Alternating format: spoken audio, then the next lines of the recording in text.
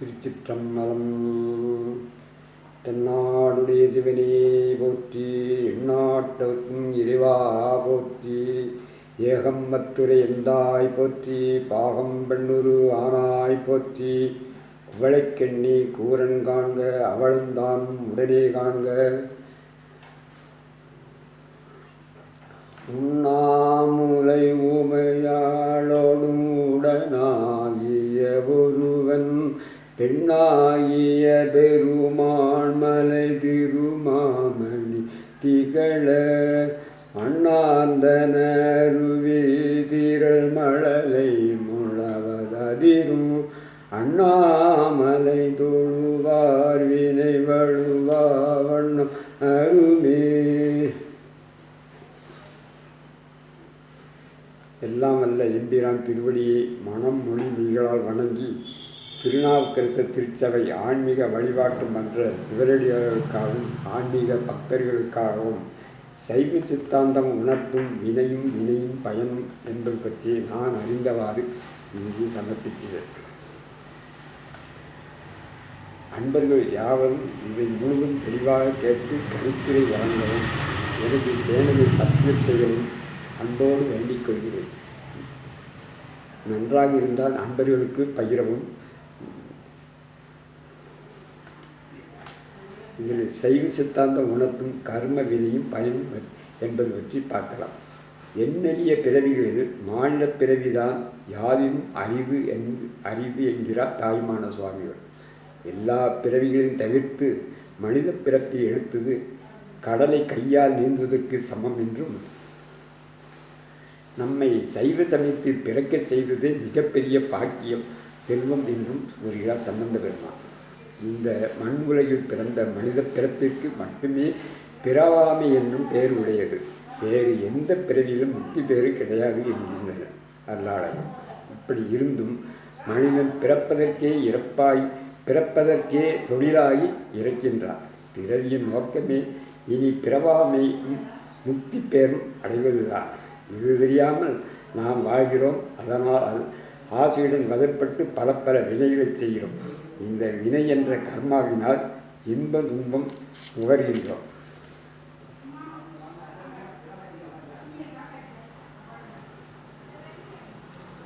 சைவ சித்தாந்தின் அடிப்படை பொருள்கள் 3. 1, இவை ஆதியும் அந்தமும் இல்லாத நித்திய பொருள்கள். அதில் 1 பதியாகிய இறைவன், இது 1. அடுத்து பசுவாகிய உயிர்கள், இவை பல. அடுத்து பாசம் என்ற 3 பொருள்களை உடக்கிய மலம். அதில் 1 ஆணவ மலம், 2 மாயா மலம், 3 கண்ம வினை. இதில் ஆணவ மலம் உயிர் என்று தோன்றியதோ அன்று முதலே அறியாமை என்னும் இருளை உயிரை மறக்கி குற்றம் அதனை பற்றியே நிற்கும். இது செம்பில் கல்வி போல, நெல்லில் உமி போல. இது எப்பொழுதும் அதை மூடியே இருக்கும், இறைவனை அடைய விடாது. அடுத்தது மாயாமலம். இது உலகத்திற்கும் உடலுக்கும் தனு கரண போகத்திற்கும் இதுவே வித்தாகும். இது ஒன்றே ஆயினும் எங்கும் வியாபித்திருக்கும். இது ஒரு நுண்ணிய சடப்பொருள். ஆணவமலம் இருள் என்றால் அதனை விளக்கும் விளக்கே மாயையும் கண்மம். அடுத்து கண்மம். மரத்திற்கு வித்து எப்படி மூல காரணமோ அதுபோலவே கண்மம் என்ற வினையே உயிர்கள் உடம்பை பெறவும் இன்ப துன்பங்களை நுகரவும் உயிர்களின் வாழ்நாளில் காலம் எல்கைக்கு இதுவே மூல காரணமாகும். நல்வினை புண்ணியத்தையும் தீவினை பாவத்தையும் கொடுக்கும். அவற்றை செய்த உயிர்களே அப்புண்ணிய பாவங்களை அனுபவிக்க வேண்டியது. இது இயற்கை நியதி, அரசன் ஆணை போல. அதனால் சடப்பொருள்களாகிய புண்ணிய பாவங்களை அவற்றை செய்த அந்த உயிர்களே தவறாது கூட்டி வைப்பதான் இறைவன். இறைவனின் உடம்பை பொருள். எனவே முன்பொருளாகிய கண்மமும் அழிவற்ற நித்திய பொருளே. பாவம் புண்ணியம் என்னும் இந்த இருவினையின் தோற்றம் உள்ளதே தோன்றும் என்ற சர்க்காரியவாதத்தின்படி வினை தோன்றுவதற்கு முன் அது ஒரு உள்ள பொருளே ஆகும். எனவே இதே ஒரு மூல வினையாகும். இது எப்பொழுதும் ஒரே நிலையில் இருக்கும். அதிலிருந்து தோன்றும் வினைகளை மனம் மொழி மெய் கொண்டு பற்பல செயல்களை செய்யும். அவற்றின் பயனாய் தோன்றுவது பாவ புண்ணியங்கள். உதாரணமாக, எழுத்தாற்றலை ஒரு மாணவன் மூலவினையாக கொண்டால் அந்த ஆற்றலால் எப்பொழுதும் ஒரே நிலையில் இருக்கும். அவ்வாற்றலை பயன்படுத்தி மாணவன் தன் மனத்தில் தோன்றிய வழியில் தேர்வு எழுதுகிறான். இதுவே அவன் செய்யும் வினை. தேர்வில் வெற்றி தோல்வி அவனுக்குரிய வினை பயன்கள். இதுபோன்றே மூலவினை காரியப்படும் போது தோன்றும், அதாவது செய்யும் வினைகளின் பயனாகவே உயிர்களுக்கு பாவ புண்ணியங்கள் ஏற்படும். உரிய காலத்தில் அதன் பயனை அவ்வளவு உயிரிலே சாகும்படி இறைவன் அனுபவிவார்.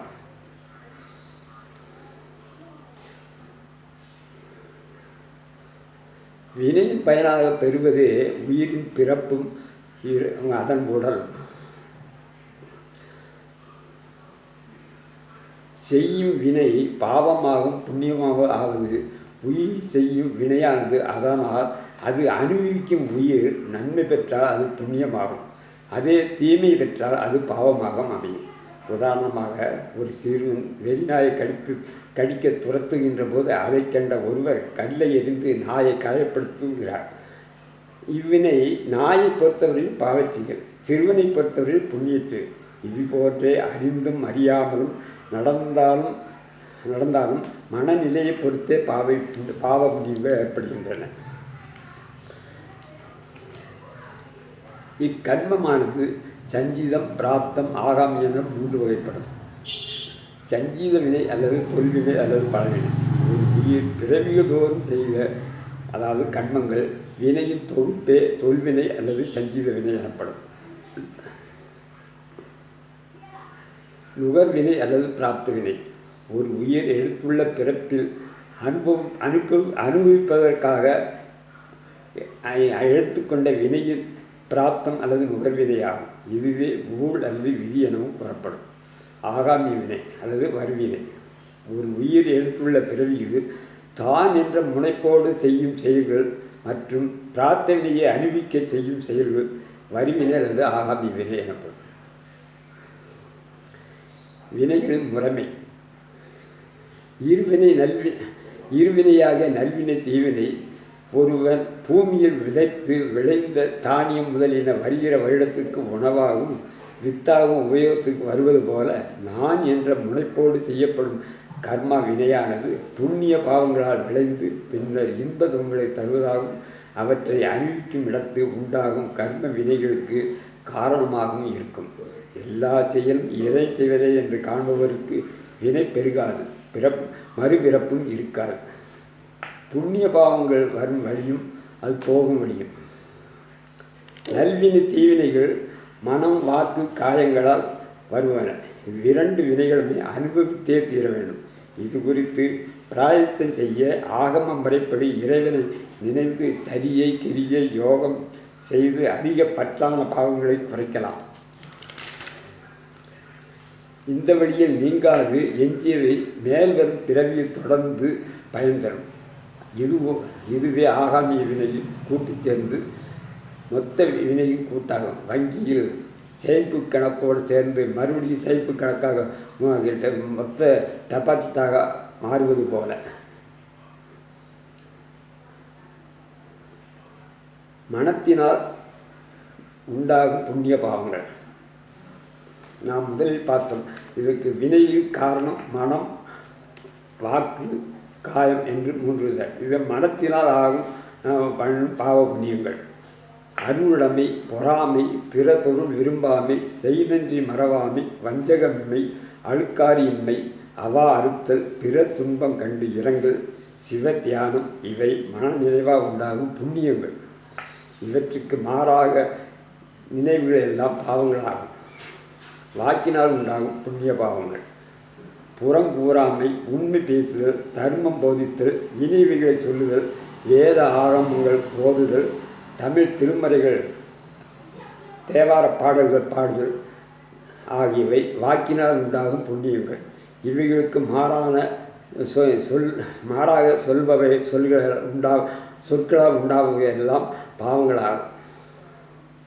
அடுத்து மெய்யினால் உண்டாகும் புண்ணிய பாவங்கள். உடலால் அரிய தவங்கள் செய்தல், இறை பூசைகள் செய்தல், திருக்கோயில்களில் நந்தவனம் சோலைகள் மடங்கள் கட்டுதல், பிறர் மனை விளையாமை, பகுந்து உண்ணாமை, சிவாலய சேவை, உளவாரப் பணி, குரு சேவை, அடியார் சேவை முதலிய உடம்பால் செய்யப்படும் புண்ணியங்களாகும். இதற்கு மாறாக செய்யும் வினைகளும் செய்தவற்றை அழித்தரும் பாவங்களாகும். இந்த இரு வினைகளால் வரும் இன்பத் துன்பங்கள் உயிர்க்கு கீழ்கண்ட 3 வழிகளில் வரும். அவை: 1. ஆன்மீக வழியில், அதாவது தெய்வ வழியாக வரும் துன்பங்கள். இது மாதாவின் கற்பத்தில் உண்டாகும் துன்பங்கள். சனன மரண வழிகள், நரக வேதனை, ஆயுள் காலம் குறைவு அல்லது நீடிப்பு, உயிரால் வருவது, அதாவது ஆன்மாவால் வருவது. இது 2 வகையாக பிரிக்கலாம். ஒன்று சரீரத்தோடு சம்பந்தப்பட்டது, இன்னொன்று மனத்தோடு சம்பந்தப்பட்டது.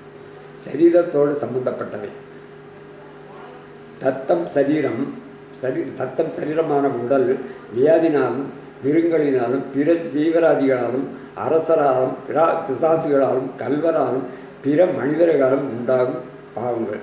இதோடு இயந்திரங்களால் வரும் ஆபத்துக்களால் வரும் துன்பங்கள்.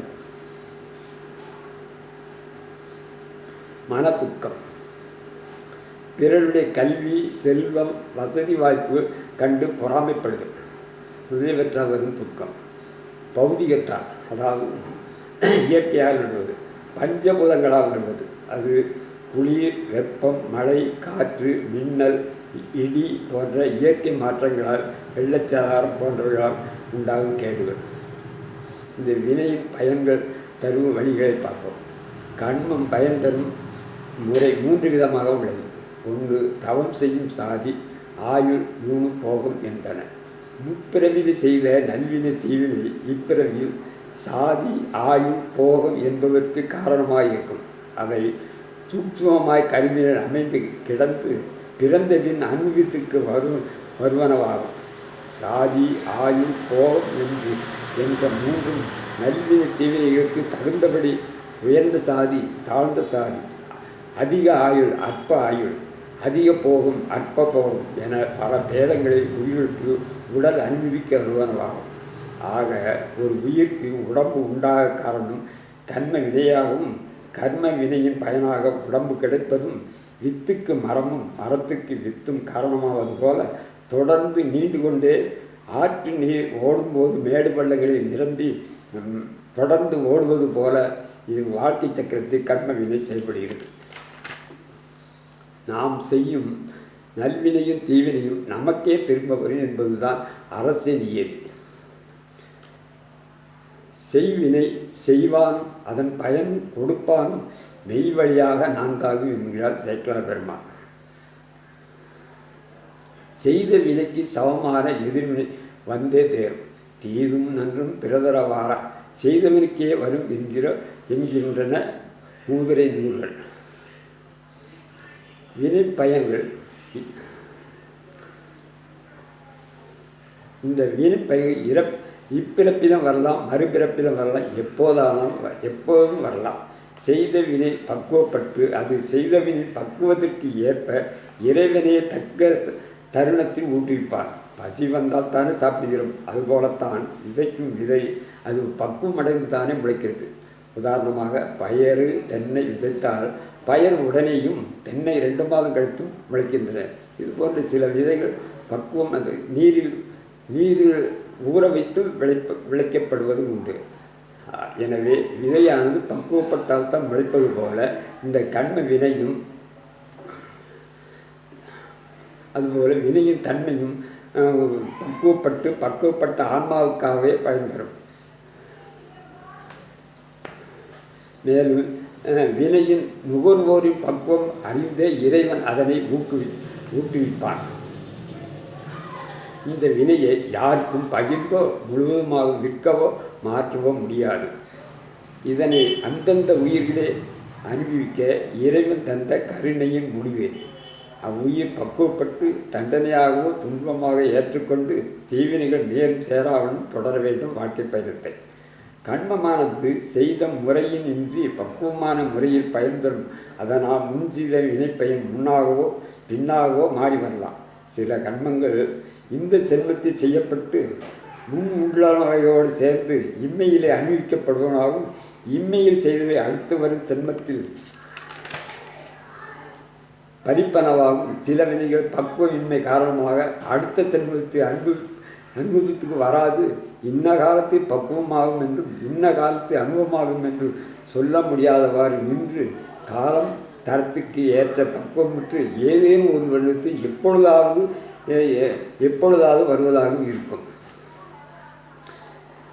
சிவபெருமான் உயிர்கள் மேல் வைத்த பெருங்கருணையினால்தான் அவர்கள் செய்யும் நன்மை தீமைகளை ஏற்று நல்வினை செய்வோருக்கு அனுக்கிரகத்தையும் தீவினை செய்வோருக்கு தண்டனையும் செய்தருகிறார். பாவம் செய்தாரை தண்டித்தல் அவர்கள் நல்வழிப்படுத்து காரணமாதலில் அதுவே கிருபையாகும். தாய் தன் பிள்ளைகளை குற்றம் செய்தால் கண்டிப்பதை ஒப்பாகும்.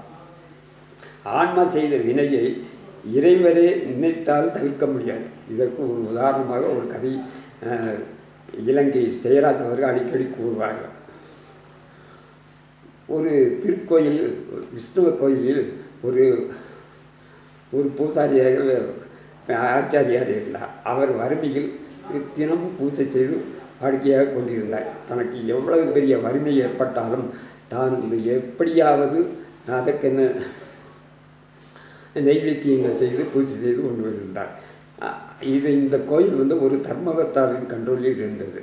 ஒரு நாள் அவ்வழியே இறைவரும் இறைவியும் அவ்வழியாக சென்று கொண்டிருப்பது இரவியானவள் இந்த ஆச்சாரியார் மிகவும் கஷ்டப்பட்டு கொண்டு இங்கு பூஜையை செய்து வருகிறாரே, இவருக்கு ஒரு நல்ல காலம் நல்ல வழி தங்களை செய்யக்கூடாதா என்று கேட்க அதற்கு அம்மையாரிடம், இறைவரே நீயே அவருக்கு ஏதாவது வழி செய்ய வேண்டியதானே, நான் என்னிடம் ஏன் கேட்க வேண்டும் என்று வினவ உடனே ஊமையம்மை அவருக்கு பொன்னும் பொருளும் மணி ரத்தினங்கள் கொண்ட ஒரு மூட்டையை கட்டி அவருக்கு கொடுப்பதற்காக இறங்கி வருகிறார்.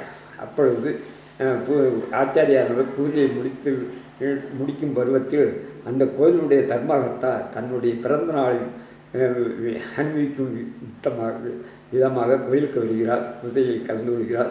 பூஜையை முடித்து வெளியேறுகிறார்.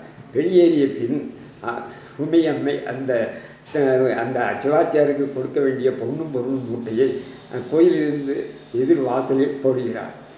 போட்டவுடன் தர்மகர்த்தா சென்று விட்டு சிவாச்சார் கோயிலை அடைத்து விட்டு வெளியே வரும்போது இந்த மூட்டை கிடைக்கிறது. மூட்டை கிடைத்தவுடன் இது என்ன என்று பார்க்கிறார். உள்ளே பொன்னும் பொருளும் தங்க ஆபரணங்களும் இருப்பதை கண்ட அவர் அதிர்ச்சி அடைந்து, இதை நாம் மட்டும்தானே இருக்கிறோம், வேறு யாரும் இங்கு வரவில்லையே, இந்த மூட்டை எப்படி வந்தது என்று பதறி அடித்து, ஆகா தர்மகர்த்தா தான் வந்திருப்பார், அவர் போட்டுவிட்டு சென்று விட்டாரே என்று எண்ணி உடனே அவரை பின்தொடர்ந்து ஓடுகிறார்.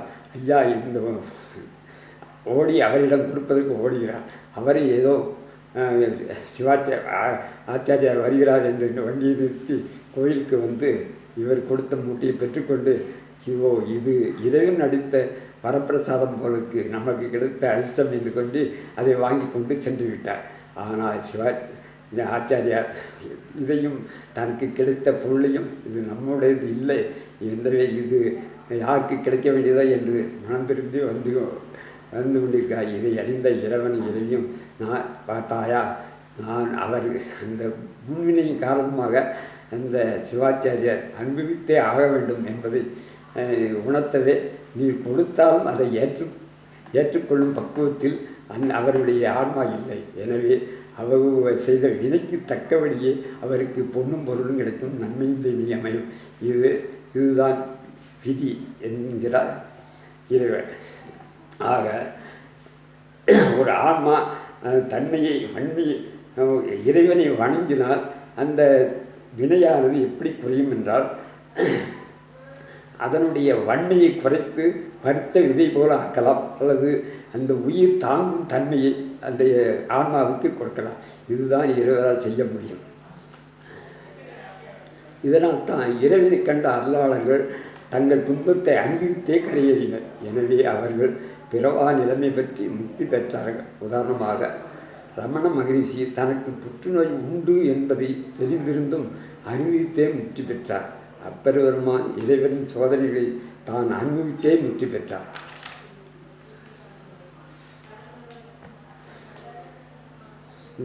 இதன் பொருட்டு சைவ சித்தாந்தம் திருமறைகள் இதை பற்றி என்ன கூறுகின்றன என்று சற்று பார்ப்போம்.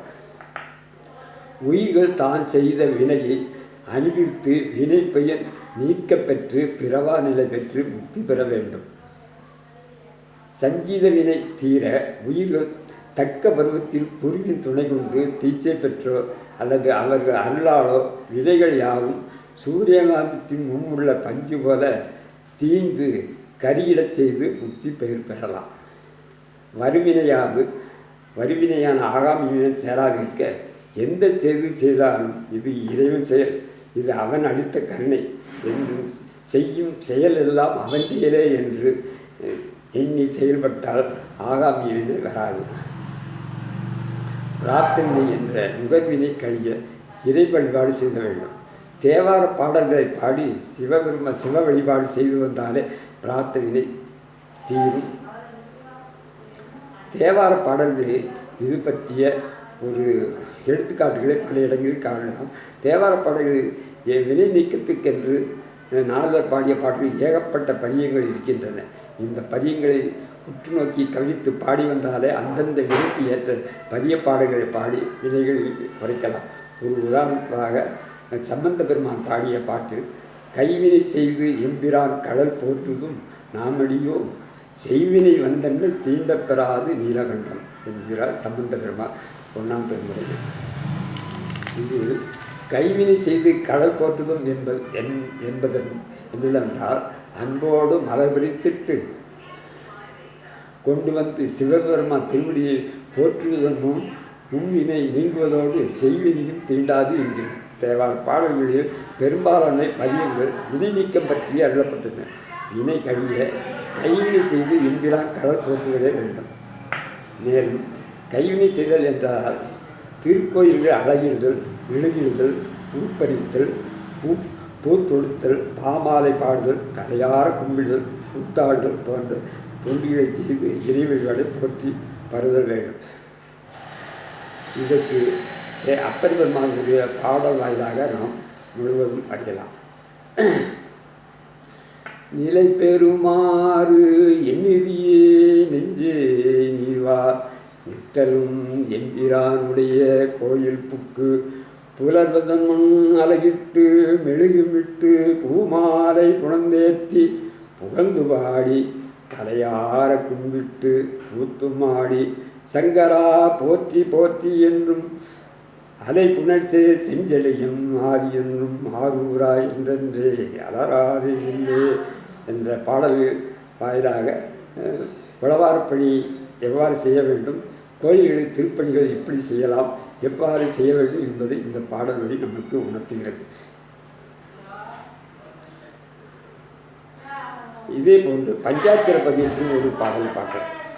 தும்மல் இருமல் தொடர்ந்த போதிலும் வெம்மை நரகம் விளைந்த போதிலும் இம்மை வினையடந்து எய்தும் போதிலும் அம்மையிலும் துணை அஞ்செழுத்துமே. எனவே வினை தொடராது இருக்க அஞ்செழுத்து மூலப்பிரதானம் என்பது இந்த பாடல் வழியாக நாம் அறிகிறோம். இன்னும் மற்றொரு பாடலில் நாம் புண்ணியம் செய்திருந்தால்தான் இறை வழிபாடு நமக்கு கிடைக்கும் என்பதை சம்பந்த ஒரு பாடல் வழியாக காட்டுகிறார்.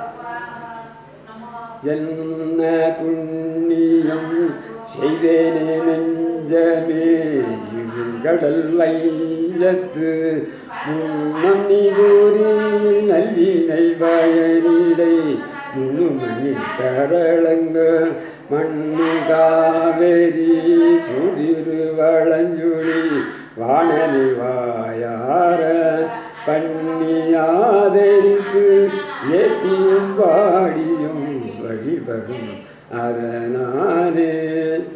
இந்த பாட்டின் வாயிலாக நம் புண்ணியம் செய்தவருக்கே அவனை அடையும் பாக்கியமும் அவனை பாடும் வாய்ப்பும் நமக்கு கிடைக்கும் என்பது சம்பந்தமாக நமக்கு தெளிவாக காட்டுகிறார்.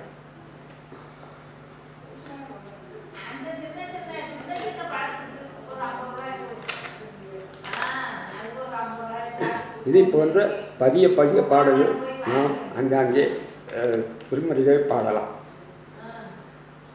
2ஆம் திருமறையில் திரு இசைமுரல் ஆழத்துண்டி தேத்தே என முரளக் கேட்டார் வினை கெடுக்கும் திருநானாவே என்கிறார். அதேபோல் முன்னணி நீங்க திருமருகில் செங்கன் விடை அண்ணலடி சேர்ப்பவருக்கு தீமிக தீரும் உடனே என்கிறார் சம்பந்த பெருமான். இதேபோல் எடுத்துக்காட்டாக பல பாடல்கள் ஆங்காங்கே இருக்கின்றன. இதன்படி மொத்தத்தில் நாம் ஒரு கண்குறித்து வருவது என்னவென்றால், சங்கீத வினையானது குருவின் மூலமாகவும் ஆகாய வினை தீர எல்லாம் அவன் செயல், நான் செய்வதெல்லாம் அவன் கொடுத்த கருணை என்று செயல்படும் போதும் பிரார்த்த வினை இறை வழிபாட்டிலும் வினை நீக்கம் பெற்றதால் பிறவா நிலை அடைந்து முக்தி பெற அடையலாம் என்பதை நாம் கூறலாம். எனவே இன்று நமக்கு ஏற்படும் துன்பங்களுக்கெல்லாம் காரணம் நாம் ஏற்கனவே பல பிறவிகள் செய்த பாவங்களே என்பதை மனதில் கொண்டு நம் வாழ்வில் ஏற்படும் துன்பங்கள் எல்லாம் ஒரு காரணம் இருக்கவே செய்கிறது. இதற்காக எள்ளு பொட்டலம் போடுவது, எள்ளு சாதம் படைப்பது போன்ற செயல்களெல்லாம் தவிர்த்து மறந்து தீயவை செய்யாமலும் முடிந்தவரையில் நற்காரியங்கள் மட்டும் செய்தும் சிவபெருமானை அன்றாடம் வாழ்த்தி வணங்கி நலவெறுவோமாக. வினைகள் தீர்ப்போம், பிறவா நிலை அறிவோம். வான்மையில் வாழாது பெய்ய மலைவிடம் சுரக்க மன்னன் கோன்மறை செய்ய குறைவிலா உயிர்கள் வாக நான்மறை அறங்கள் வாங்க நற்றம வேள்விகள் மேன்மைகள் சைவ நீதி விளங்கிய உலகமெல்லாம் மேன்மைகள் சைவ நீதி விளங்கிய உலகமெல்லாம். திருச்சிற்றம்பலம்.